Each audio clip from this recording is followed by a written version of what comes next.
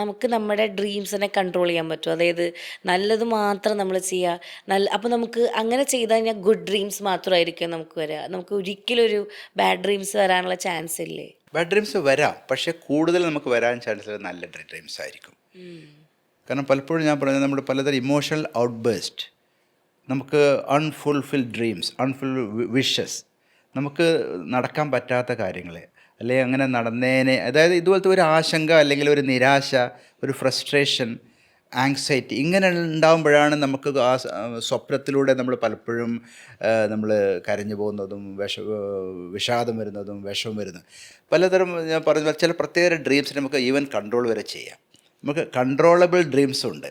Okay, explain വെച്ചാൽ പലപ്പോഴും നമ്മൾ ഈ സ്ലീപ്പ്, നമുക്ക് ഈ റെം സ്ലീപ്പ് എന്ന് പറയുന്നത്, നമ്മൾ സ്ലീപ്പിന് പലതരം സ്റ്റേജ് ഉണ്ട്. അതായത് നമ്മൾ ആദ്യം നോർമലായിരിക്കും, പിന്നെ പെട്ടെന്ന് ഒരു ഡ്രൗസി സ്റ്റേറ്റിലേക്ക് വരും, പിന്നെ ഒരു ലൈറ്റ് സ്ലീപ്പിലേക്ക് വരും, പിന്നെ ഒരു മോഡറേറ്റ് സ്ലീപ്പ്, ഡീപ്പ് സ്ലീപ്പ്.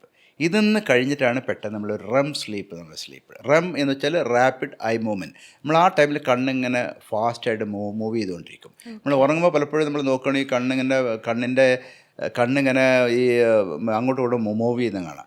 ഇത് മനുഷ്യരിൽ മാത്രമല്ല മൃഗങ്ങളിലും ഉണ്ടാവാം. അപ്പോൾ ഈ സമയത്താണ് നമ്മൾ സാധാരണ ഇതിൽ നമ്മൾ സ്വപ്നം കാണുന്നത്. അതായത് ഡീപ്പ് സ്ലീപ്പും കഴിഞ്ഞിട്ട്. പക്ഷേ ഡീപ്പ് സ്ലീപ്പിലും വരാം, ഒരു ലൈറ്റ് സ്ലീപ്പിലും നമുക്ക് സ്വപ്നങ്ങൾ കാണാം. പക്ഷേ ഏറ്റവും കൂടുതൽ 20% കേസുകളിലും ഏറ്റവും കൂടുതലായിട്ട് കാണുന്നത് ഈ റെം എന്നുള്ള കണ്ണ് ഇളകിക്കൊണ്ടിരിക്കുന്ന ഒരു തരം ആക്റ്റീവ് സ്ലീപ്പാണ്.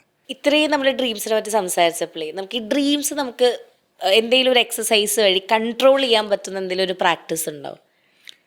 നമുക്കത് കൺട്രോൾ ചെയ്യാം. ഒന്നാമത് നമ്മൾ ഒരു പ്രത്യേക ഒരു ശീലം ഉണ്ടാക്കുക. നമ്മൾ രാവിലെ നേരത്തെ എണീക്കുക. അതായത് സാധാരണ നമ്മളൊരു നോർമൽ സ്ലീപ്പ് വേണമെന്നുണ്ടെങ്കിൽ ആ സ്ലീപ്പിൻ്റെ ബ്രേക്ക് ചെയ്ത് ഉണരുക. കുറച്ച് സമയം ഉണർന്ന ശേഷം വീണ്ടും നമ്മൾ ഉറങ്ങാൻ പോവാം. അതിനൊരു ടൈം ഡ്യൂറേഷൻ, ഒരു ടൈം അധികം ഒന്നുമില്ല, ഒരു 5-10 മിനിറ്റ് ഒന്ന് ജസ്റ്റ് ചെയ്ത് ഒന്ന് എണീറ്റ് അപ്പോൾ തന്നെ വീണ്ടും കിടക്കുക. അപ്പോൾ നമ്മൾ മിക്കവാറും ഒരു സെമി സ്ലീപ്പ്, ഒരു തരം നോർമൽ സ്ലീപ്പും അല്ല, അതുപോലെ തന്നെ ഫുൾ ഉറക്കം ആയിട്ടുമില്ല. ആ ടൈമിൽ നമുക്ക് വീണ്ടും കിടന്നാൽ വീണ്ടും ഈ സ്ലീപ്പി സ്റ്റേറ്റിലേക്ക് പോകും. ഇത് നമ്മൾ ഡെയിലി നമ്മൾ എഴുതി വയ്ക്കുക, എന്തൊക്കെയാണ് നമ്മൾ സ്ലീപ്പ് കണ്ടത്, എന്തൊക്കെയാണ് സ്ലീപ്പ് ജേർണൽസ് എന്ന് പറയും. സ്ലീപ്പ് ജേർണൽസ് നമ്മൾ എഴുതി വെക്കുക, എന്തൊക്കെയാണ് കണ്ടത്, പോസിറ്റീവായിട്ടുള്ള എന്തൊക്കെയാണ്, നെഗറ്റീവ്, അതങ്ങനെ ഡെയിലി എഴുതി വെക്കുക. വീണ്ടും ഇതേ സമയത്ത് പിറ്റേന്ന് വീണ്ടും അതന്നെ ചെയ്യാം.